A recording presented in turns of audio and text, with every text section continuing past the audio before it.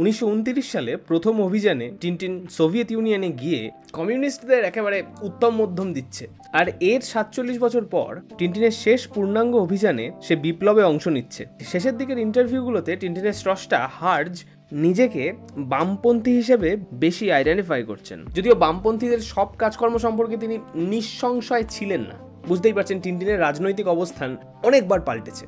প্রথম বইটার সময় হার্জের বস ছিলেন নরবার্ট ওয়ালেস, যিনি মুসোলিনির সমর্থক এবং তীব্র কমিউনিস্ট বিরোধী। তাই টিনটিনের প্রথম অভিযান কমিউনিস্ট বিরোধী, দ্বিতীয় অভিযান বেলজিয়ান সাম্রাজ্যবাদের পক্ষে। এবার দেখুন, সোভিয়েতের সমালোচনা করে প্রচুর ইন্টারেস্টিং বই লেখা হয়েছে ভবিষ্যতে, কিন্তু তরুণ হার্জ নির্ভর করেছিলেন এক বেলজিয়ান কনসালের লেখা চূড়ান্ত বায়াসড একটা মাত্র বইয়ের ওপর। হার্জ নিজেই পরে বলেছেন প্রথম দুটো বই তাঁর সিনস অফ ইউথ, কিন্তু 1927 ব্রাসেলসে লিগ এগেনস্ট ইম্পিরিয়ালিজম তৈরি হওয়া, গ্রেট ডিপ্রেশনের সমসাময়িক আমেরিকার লুম্পেন প্রোলেতারিয়েত, সরকার বাহাদুর আর লার্জ কর্পোরেশনগুলো মিলে নেটিভ আমেরিকানদের জমি বাগানো বা তেলের খনির দখল নেওয়া, এমনকি নিজেদের স্বার্থে প্রক্সি ওয়ার পর্যন্ত লাগিয়ে দেওয়া, এসবই উঠে এসেছে টিনটিনের গপ্পে।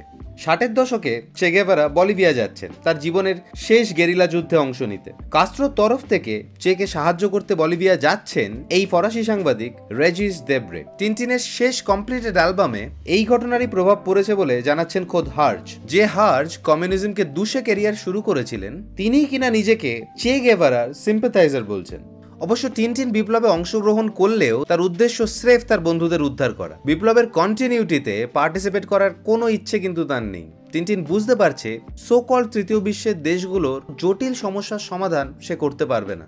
সে তার হোয়াইট সেভিয়ার আর্কিটাইপ থেকে বেরিয়ে আসছে। হার্জও বলছেন তিনি accepted the world just as it is without wanting to change it. ডান বা বামের তকমা না লাগিয়ে টিনটিনকে ম্যাটেরিয়াল কন্ডিশনসের অ্যাক্টিভ রিফ্লেকশন হিসেবে দেখাই বোধহয় ভালো।